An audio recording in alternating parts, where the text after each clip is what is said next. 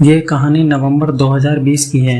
मेरे छोटे मामा का लड़का बीमार था तो मेरे मामा ने मुझे कॉल करके वहाँ जाने को कहा। मेरे मामा का घर हमारे घर से 30 किलोमीटर दूर है। मैं वहाँ चला गया। जाते ही मैंने सबसे पहले मामा के लड़के को दवाई दिलाई और उसे लेटने के लिए कह दिया। मेरी 2 मामी हैं और मेरे दोनों मामा विदेश में रहते हैं। मैं आपको मेरी मामी के बारे में बताता हूँ।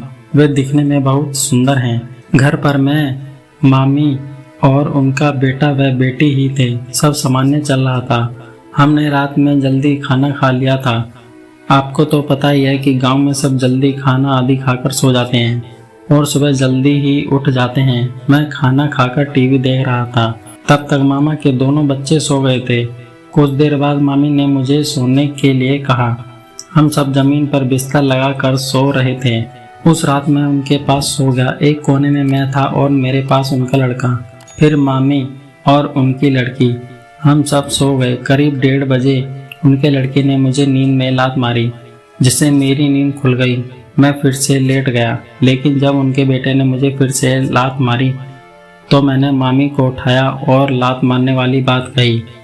वे अपने बेटों को दूसरी तरफ करके सो गईं। अब मेरी बच्ची कुची नींद भी गायब हो गई थी, क्योंकि अब मामी मेरे बगल में सोई थीं, जिन्होंने मेरी तरफ पीठ कर रखी थी और उनका बैग मुझे साफ दिखाई दे रहा था। थोड़ी देर बाद मुझसे रहा नहीं गया तो मैंने धीरे से उसे छू लिया। मेरे छूने से मामी एकदम से जाग गई और मुझे डांटने लगी।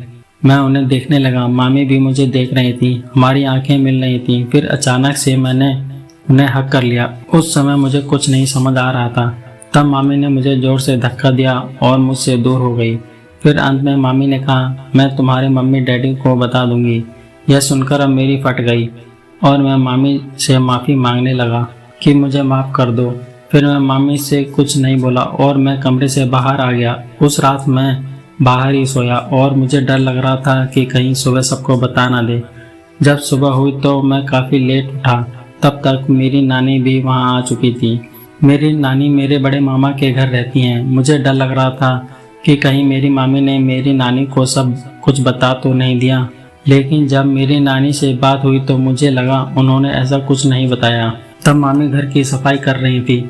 उसी दिन मम्मी का कॉल आ गया और मैं घर चला गया। कुछ दिन बाद मुझे फिर से मामा के घर पर कुछ काम निकल आया था, इसलिए मैं वहाँ गया। जब मैं वहाँ पर शाम को पहुँचा तो सीधे छोटे मामा के घर गया। मैंने मामी को नमस्ते कहा और सामान रखकर अंदर जाकर बैठ गया और मैं बच्चों के साथ टीवी देखने लगा। मामी मेरे लिए चाय बनाकर लेकर आई। इस समय सर्दी का मौसम था, इसलिए मैंने कंबल ओढ़ रखा था। मामी को किसी का कॉल आया हुआ था। वे बातें करती हुई मेरे पास आकर बैठ गई और मामी मेरी तरफ देखकर मुस्कुरा रही थी और फ़ोन पर बात कर रही थी। फिर वे किचन में गईं। मैं भी उनके पीछे आ गया। मैंने उनको पीछे से पकड़ लिया तो मामी बोली, बच्चों को सो जाने दो, फिर मैं तुमसे बात करती हूँ। मैंने भी उनकी बात मान ली और कमरे में जाकर टीवी देखने लगा। जब सब बच्चे सो गए तो मैं और मामी दूसरे कमरे में चले गए। इस बार उनके चेहरे पर एक अलग मुस्कुराहट थी। जब हम दूसरे कमरे में गए तो मैंने मामी से पूछा कि मामी क्या हुआ, इस बार आप कैसे मान गई? तो उन्होंने कहा कि तेरे मामा को विदेश गए 1 साल से ऊपर हो गया है और इतने समय से मैं अकेली हूँ। उस दिन तो मैं इसलिए डर गई थी कहीं तुम कुछ और ना समझ बैठो।